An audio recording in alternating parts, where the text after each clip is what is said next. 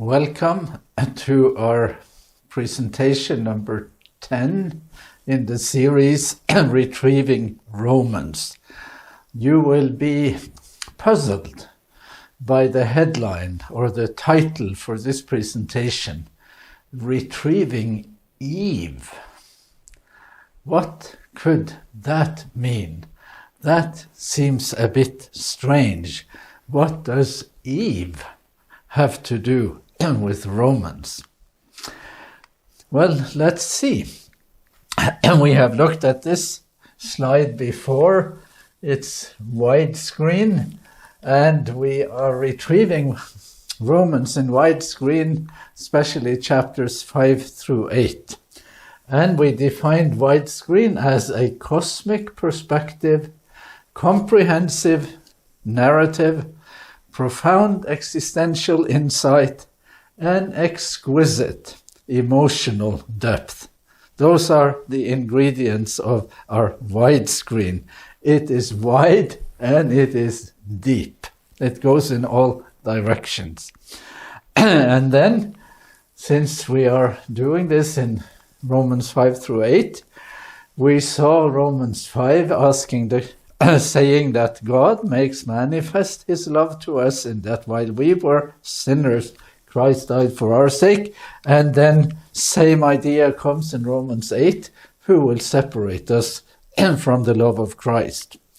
So between chapter 5 and chapter 8, of course, we have chapter 6, which we did previous presentation, and we put participation as the title for that. Retrieving participation. That emphasis in chapter 6, and we are now going to do Romans 7. And we would ask especially for the identity of the I. Who is the I in Romans 7? Could it be Paul? Could it be Eve? Let's see. That's what I will foreground. Before we move on, let's look at some of the elements of participation that we talked about in the previous presentation. There is a sin side to the story. On the sin side of the story, Paul says that the body of sin might be destroyed. And then he says, for whoever has died with Christ, he means, is freed from sin.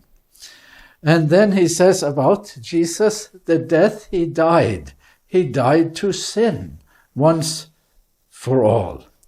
And then he exhorts, so you also must consider yourselves dead to sin.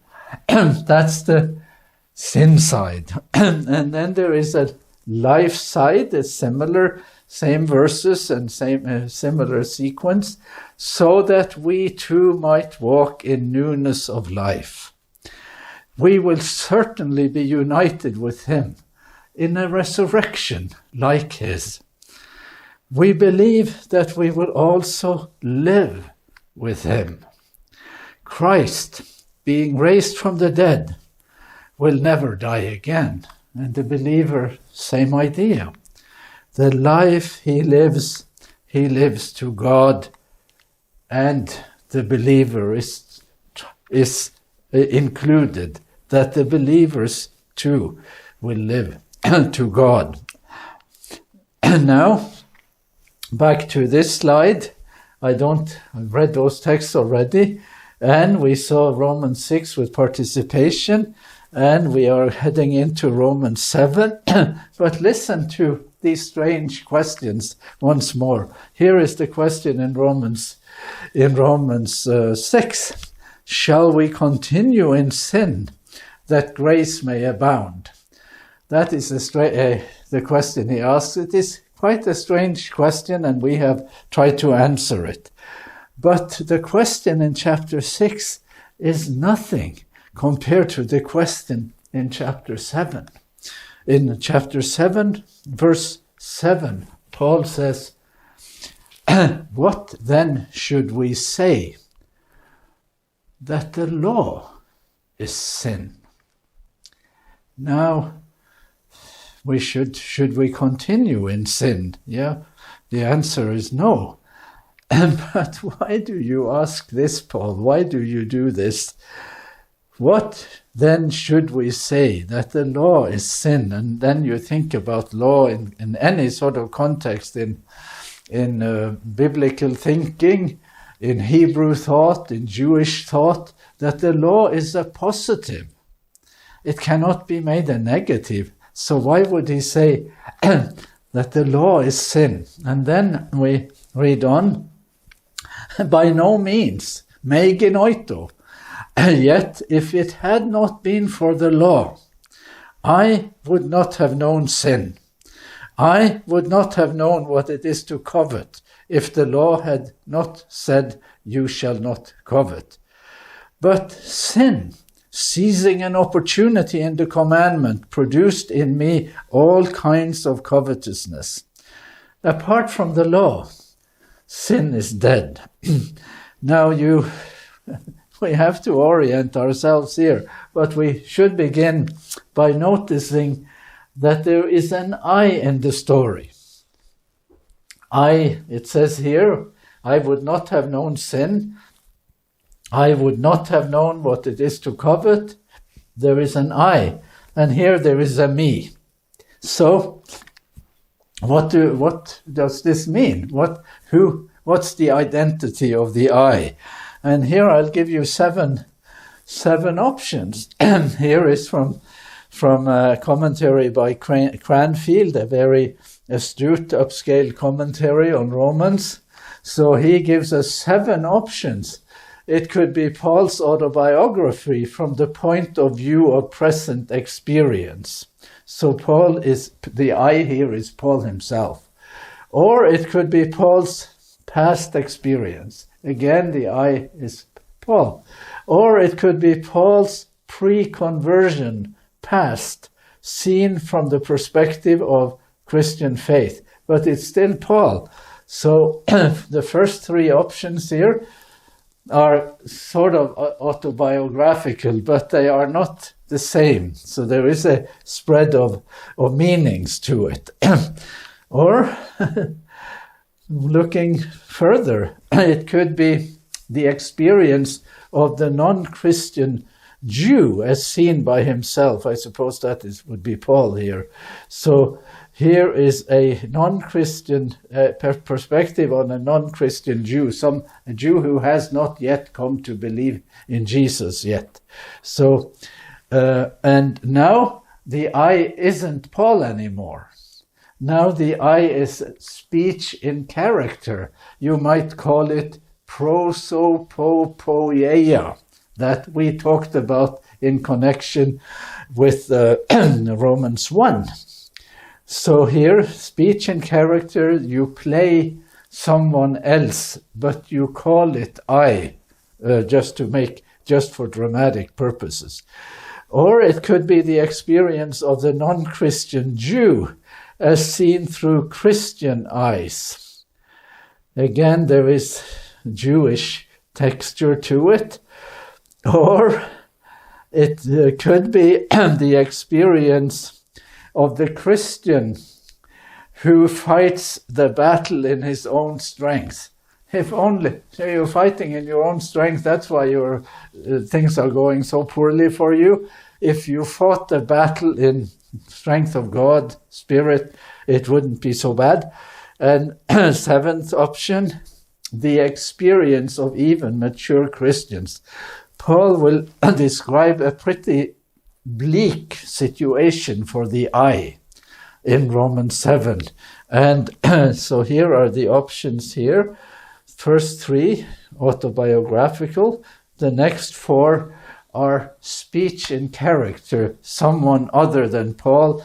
Still, though, he uses the term I. So let's look some more in the text here. There is I again. I was once alive, apart from the law. But when the commandment came, sin revived, and I died. And the very commandment that promised life proved to be death to me. So the question again, thinking in terms of an I that is autobiographical, we could ask, is this Paul before he understood the spiritual character of the law? That's how it is often read. This is the old perspective on Paul. Reading it as autobiographical, Paul hadn't understood the spiritual nature and the law, so he thought he was okay, and then he understands the law, and sure enough, he changes his mind. But there is a big but here, and that is that Paul did not come to Christ by way of the law. It wasn't something in the law that stirred him up. He came to Christ, and through Christ he came to a new understanding of everything. So you could say, yeah, well, he also came to a new understanding of the law. That would not be unfair to put it that way, but it's still not a very satisfying explanation for what Paul talks about in Romans 7. Well, if it isn't Paul, who or what is it then? And we have considered 7 options. Let's consider one more. Here then, I as Paul, and we can still keep this in play, Paul's biography. But I have already said that his biography and experience is not a good match for the text in Romans 7, and many people have pointed that out.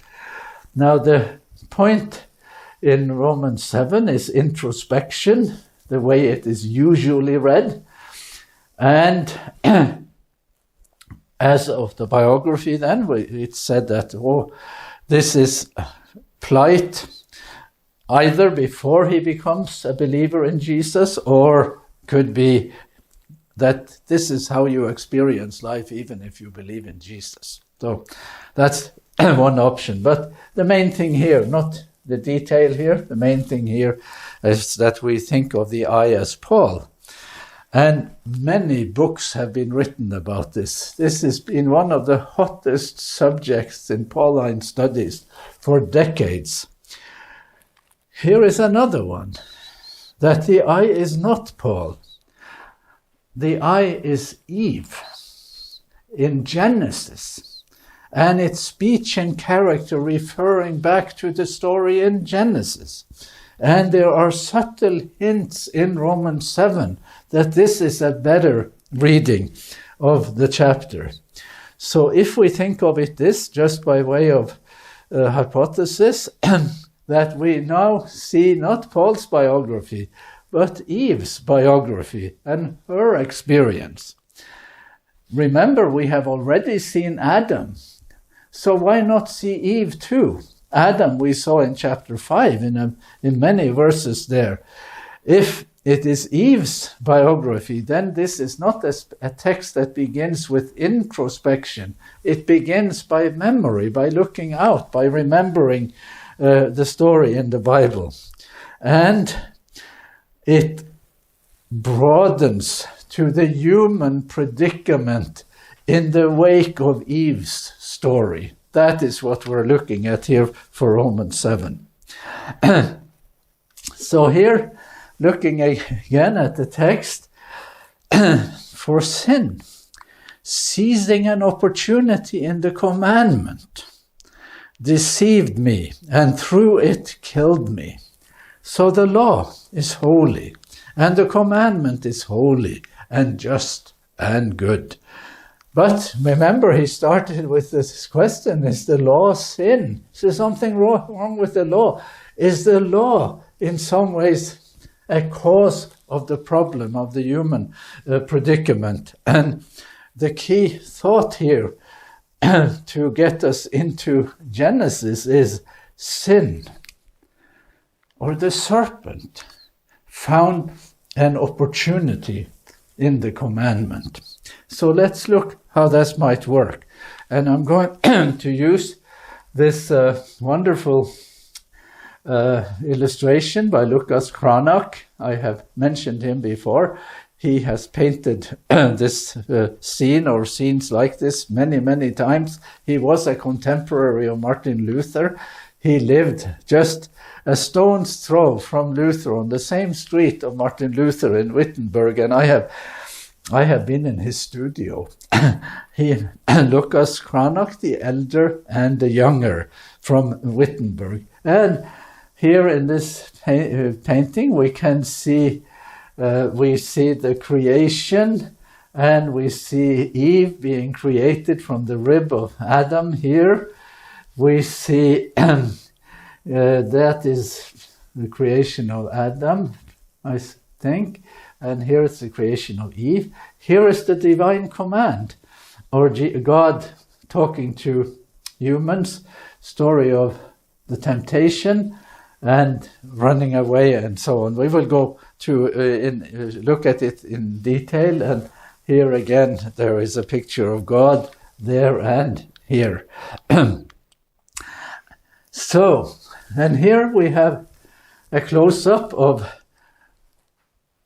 the story of sin at ground zero, how it all began. Let's look now. The divine command. Here is a close-up of that scene from the same painting.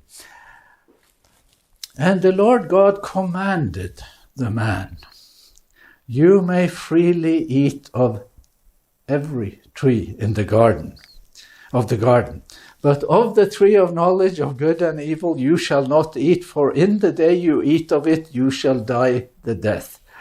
So this is the commandment, as it were. If you think of one single command, the commandment, that would be it. There is no 10 commandments yet or any other commandment. There is only this one. And this is what it says: you may freely eat of every tree of the garden. Now look at this one. Here we are now in a close-up of the temptation scene, and the serpent is speaking. Sin speaking. Did God say, "You shall not eat from any tree in the garden"?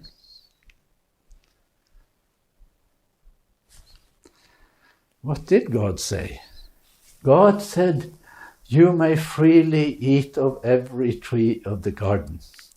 And someone says, did God say you shall not eat from any tree in the garden? Paul says, sin seized an opportunity in the commandment. What is the substrate at which or from which sin plays out its card here? The substrate is the divine commandment, misrepresenting the divine command. And sure, that seems to be close to what Paul talks about, what Paul will talk about in Romans 7. So I have written a chapter about this story in my book, Out of Sense and Traditions of Nonsense. If you can't afford it, find a way to contact me and I could send you a copy. So in my chapter on the temptation story, I say that the tenor of the divine command is permission. It's a good thing. It's an added value that God is offering. It is also promotion works, that in obedience that would lead to growth. Or there is even an element of protection, that the prohibition, the apparent prohibition in relation to the tree of knowledge is really positive. Permission, promotion, protection. But when the serpent gets hold of the divine command, he will make it all prohibition. All prohibition. All the positives vanish. And now the only thing that is left, a sort of residue of the divine command, the tenor now of the divine command, is that something good is withheld and there is prohibition. And if we think of this Eve thinking about it, sort of reflecting on what the serpent has said, then she could be thinking that there is a generosity deficit in God. God is not a giving person. And there is a freedom deficit. God is more interested in restriction than in freedom. And in the story in Genesis, when this has festered in her mind, she took of the fruit and ate. And she also gave her husband, and he ate. That is the story. That is how narratively the sin story begins in Genesis. So why should we consider, why other than what I have done so far, should we consider that Paul is thinking of Eve and not only of his own experience or not only of the Ten Commandments? Why should we think that we are in Genesis rather than in Exodus or some other book in the Old Testament? So here is a book that has become a subject of interest lately. And we have known about it, scholars have known about it for many years. But this is a book called The Apocalypse of Moses, or also called The Life of Adam and Eve. It's an old text. It's a text that could be as old as the 1st century before the time of Christ, older than Paul, or it could be a book from the same time as Paul, from the 1st century. But it's an old text, and lots of scholarly work has been done on this text, and I'd just like to acquaint ourselves with it and see what comes of this. So we're comparing Genesis with this pseudepigraphal text, that is to say, it's called the Apocalypse of Moses. Moses didn't write it. Someone wrote it and put Moses' name on it as though it was written by Moses, but it isn't Moses in real terms. Let's read again, Genesis 3:1. Now the serpent was more crafty than any other wild animal that the Lord God had made. He said to the woman, "Did God say, 'You shall not eat from any tree in the garden'?" That's in Genesis. Here is the Apocalypse of Moses. "But he saith to me, art thou Eve? And I said to him," listen, you see that it is Eve speaking here, that's the point. "And I said to him, I am. What art thou doing in paradise? And I," that's Eve, "said to him, God set us to guard and to eat of it. The devil answered through the mouth of the serpent, Ye do well, but you do not eat of every plant." You're having a good time here, but there is something missing.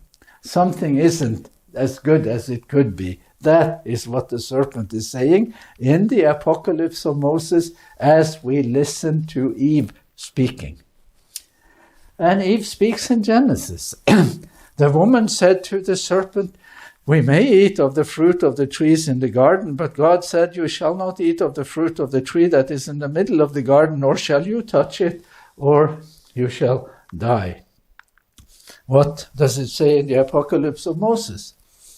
"And I said, Yea, and we eat of all, save one only, which is in the midst of the paradise, concerning which God charged us not to eat of it.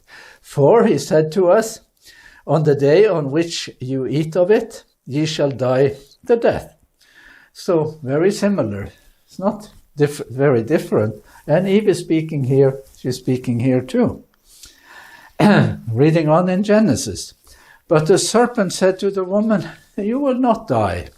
For God knows that when you eat of it, your eyes will be opened, and you will be like God, knowing good and evil." And here, in the Apocalypse of Moses, "Then the serpent said to me, Fear not. For as soon as thou eatest of it, ye too shall be as God, in that ye shall know good and evil. But God perceived this, that ye would be like him. So he envied you and said, Ye shall not eat of it. Nay, do thou give heed to the plant, and thou wilt see its great glory. So here there is a little bit more than in Genesis. There is a motive for why God gave the prohibition, and it does not make God look good. And perceptions are changing. Eve's perception of the divine command. Back to Genesis. So when the woman saw that the tree was good for food, and that it was a delight to the eyes, and that the tree was to be desired, to make one wise, she took of its fruit and ate. And she also gave some to her husband, who was with her, and he ate. And back to the Apocalypse of Moses. Here, Eve has promised the serpent. First, she is on the way with the serpent to the tree. And then the serpent said, well, I'm not going to let you eat of it unless you promise that you will also give it to your husband. So that's an added element in the story in the Apocalypse of Moses. So Eve gives that promise. Now it is so attractive to her to eat of the tree. So she's willing to give that promise. And when he had received the oath from me, he went and poured upon the fruit the poison of his wickedness, which is desire, covetousness, the same word that Paul will use in Romans, the root and beginning of every sin. That's how the Apocalypse thinks. It's not a theologically shallow book. And he bent the branch on the earth, and I took of the fruit and I ate. This is Eve speaking. Here, Eve in the Apocalypse of Moses is actually confessing. She is quite repentant when she talks. And the book is also called The Life of Adam and Eve. One more thing. Then the eyes of both were opened, and they knew that they were naked. And they sewed fig leaves together and made loincloths for themselves.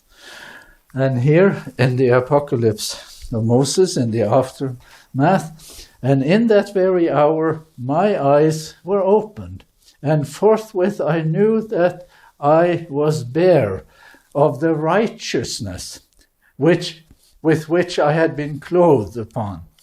And I wept and said to him, Why hast thou done this to me, in that thou hast deprived me of the glory with which I was clothed?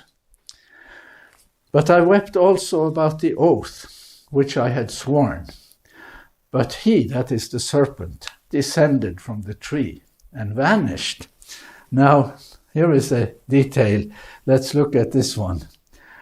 Here, you deprived me of the glory. And we have heard that type of language in Romans 3. All have sinned and lack the glory of God. So Paul's language has already been in this territory of how glory was lost in the early part of the human story. So now we have now compared Genesis and the Apocalypse of Moses, and we have heard the voice of Eve in both stories. And we will now look at Romans and do something similar, comparing Romans and the Apocalypse of Moses. So here is Paul again, and we have read this already, but we'll read it again. What then should we say? That the law is sin? By no means. Yet if it had not been for the law, I would not have known sin. I would not have known what it is to covet if the law had not said, Thou shalt not covet. But sin, seizing an opportunity in the commandment, produced in me all kinds of covetousness. Apart from the law, sin is dead. So Paul is saying this, and there is a sense in which you can say this is his experience or this is human experience. there is also a sense in which you can say this is the voice of Eve in chapter 7 in Romans. Here in the Apocalypse of Moses, the devil answered through the mouth of the serpent, "Ye do well, but you do not eat of every plant." So here the devil is representing to Eve the divine commandment. He is seizing, as it were, sin is seizing an opportunity through the commandment. That is how it is. The devil takes something that is positive, the serpent takes something that is positive, that is good, and he turns it into a negative. That is what we're seeing here. And again, reading in Romans, I was once alive apart from the law. Think of it now as though Eve is speaking. But when the commandment came, sin revived and I died. And the very commandment that promised life proved to be death to me. In the hands of the serpent, the commandment became an instrument of death.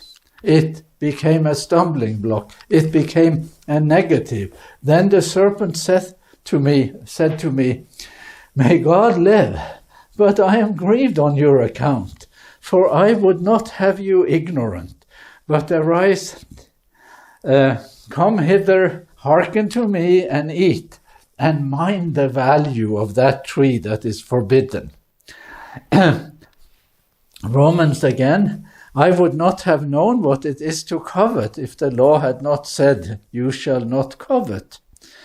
For sin, seizing an opportunity in the commandment, deceived me. Language of Genesis 3.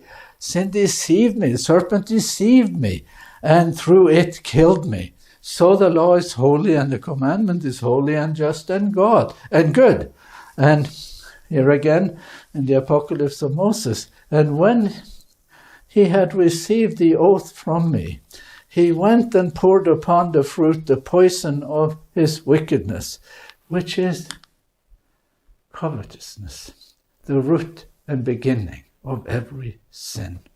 I would not have known here if the law had not said, "You shall not covet." And that is what Paul makes to be the essence of sin or transgression in Romans. And that is what Eve says is the essence of the whole problem in the Apocalypse of Moses. Poison of his wickedness, which is covetousness, the root and beginning of every sin. And then he proceeds to do what we have read already. So looking again then at this scene in Genesis and listening to a scholarly opinion here before we go on, and I could have many more voices here because this has been a subject of some study and has in some ways, or is as we speak, changing perceptions of who is speaking in Romans 7. This is Austin Bush, the figure of Eve in Romans 7, 5-25, published in 2004. In Romans 7, Paul uses the symbolic economy associated with Eve in the scene of the primeval transgression. Paul's allusion to the Genesis episode is subtle, but it permeates almost the entire chapter and suggests a complex interpretation of Eve's temptation and sin. We could say that much just by comparing Romans and Genesis. We can say it with even greater certainty, with even greater sort of plausibility by looking at the Apocalypse of Moses, the life of Adam and Eve, a text that was in play, that was in circulation at the time when Paul wrote to the Romans. We need to get through the rest of Romans 7. Here he will talk about sin and the self. Did what is good then bring death to me? By no means. It was sin, working death in me through what is good, in order that sin might shown to be sin, and through the commandment might become sinful beyond measure. For we know that the law is spiritual, but I am of the flesh, sold into slavery under sin. I do not understand my own actions, for I do not do what I want, but I do the very thing I hate. Now if I do what I do not want, I agree that the law is good. But in fact it is no longer I that do it, but sin that dwells within me. For I know that nothing good dwells within me, that is in my flesh. I can will what is right, but I cannot do it. So here, Paul is now broadening the perspective into a fractured self, a divided self that isn't whole, because our will and our actions dissociate, as it were. And here we have then a split self. For I do not do the good I want, but the evil I do not want is what I do. Now, if I do what I do not want, it is no longer I that do it, but sin that dwells within me. So I find it to be a law that when I want to do what is good, evil lies close at hand. I have said that Paul is a great anthropologist. That was part of our widescreen thing, that there is a depth to it, the way he represents the human predicament. And here you cannot represent it in a more excruciating way than he does here. So, let's see. Evil that so here you have the road dividing, as you can see here, and Paul wants to make the good choice, but he finds it himself. I took that road again. Went the bad choice road again, and then the way he represents it here in all these verses in chapter 7, we can see that Paul separates sin from the self. It is not I that do it, but sin that dwells within me. So he makes the self different from sin. They are not the same. And he will make sin the agent, not the self. It wasn't me who did it. It was sin who did it. The self is in some ways spared. But, and here is the point, and yet, and this is the problem, sin is entwined with the self. This is what he will end up saying now. Having taken us from the narrative of the story in the garden to the human situation in the present and the split self, as it were, in Romans 7. Just two asides here. That this notion of a wretched I that will come in Romans 7:24, that has also been found to be somewhat, that there is some awareness of that in Greek philosophy. Martha Nussbaum, she is teaching at the University of Chicago, and she is one of the most influential public voices in America, and she is a great scholar of Hellenistic philosophy. She's a philosopher, and she also teaches in the law school there. And she wrote some years ago a book called The Therapy of Desire, the treatment of desire, how to cure illicit desire that all humans experience. And the subtitle of the book is Theory and Practice in Hellenistic Ethics. And she discusses how the predicament of the split self is also present in there is awareness of that in the philosophy in the Epicurean philosophy and the Stoics.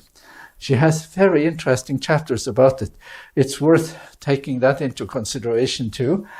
And then I want to mention one more. This is Emma Wasserman. She was a PhD student at Yale with my daughter. some 15 years ago, and I think I met her. I've also heard her present at conferences, and she talks about Paul and Plato, how there are elements in Romans 7 that are similar to other things in other Greek philosophers. So I want to take issue with it. I do think that she's a very upstanding scholar. But 2 points.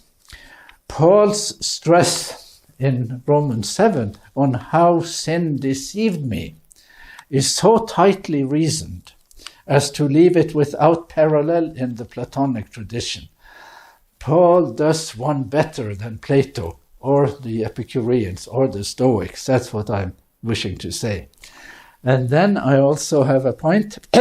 Conceptions concerning the body differ signally and decisively, because Plato will say that the human self, the immortal soul, is good, but the body is bad.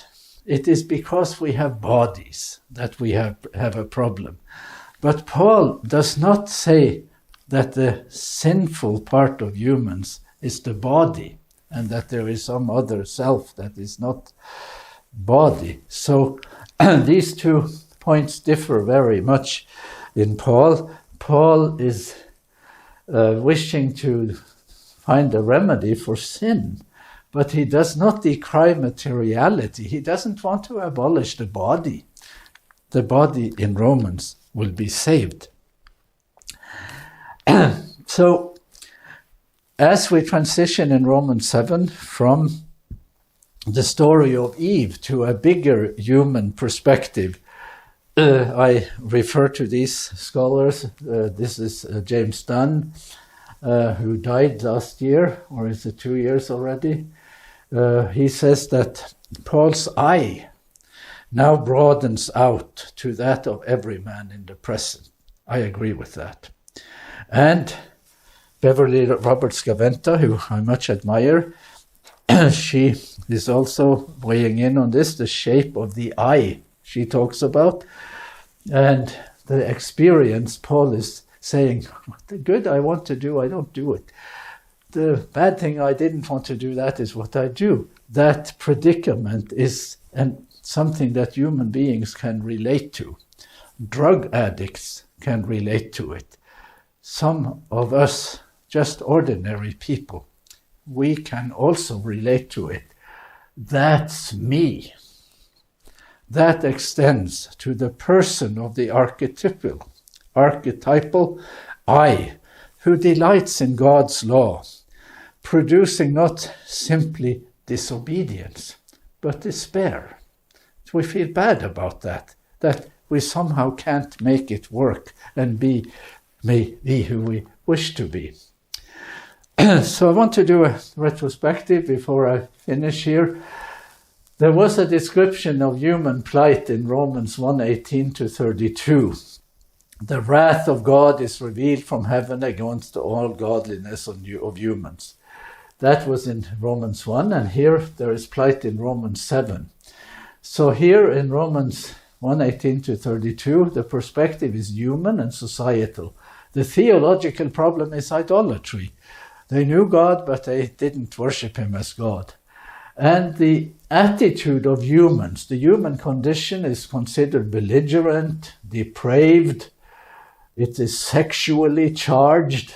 Humans are villains. And there is a wretched they, those bad people there. The apocalyptic tenor here, I say, is only apparent. The biblical narrative is shallow or absent. Maybe some will say it is there more than I say, but let's leave it at that. The perceived divine stance is wrath. The wrath of God is revealed from heaven. And the perceived divine response is that God gave them up, and there is a notion of retribution there at the end. Here in Romans 7, the tone is totally different. This is angry speech. This is existentially much closer to home for the person. The perspective here is cosmic and personal. And the problem, the theological problem here is misrepresentation and misperception of God, not idolatry as such. The view of the human condition, humans are needy, helpless, desire, covetousness is left unspecified. Humans are not just villains, like here. They are also victims of the deception at the beginning. And here you have a wretched they, but here you have a wretched I. So you're not talking about them anymore, we're talking about ourselves. The apocalyptic tenor is real. The biblical narrative is profound and crucial. We even heard the voice of Eve, and we heard the voice of the serpent. God's attitude here is compassionate, and God's response is right-making and remedial. And just to rub it in, if I may, I said early on when we did Romans 1 that the voice speaking in Romans 1 may not be Paul's. It may be the counter-missionaries. So we marginalize somewhat that voice, and we are left now with this one as Paul's description, Paul's perception of human plight in his letter. So, closing out here, the I in Romans 7 heard as Eve's story. We have misrepresentation of the divine command. Here the divine command was spoken.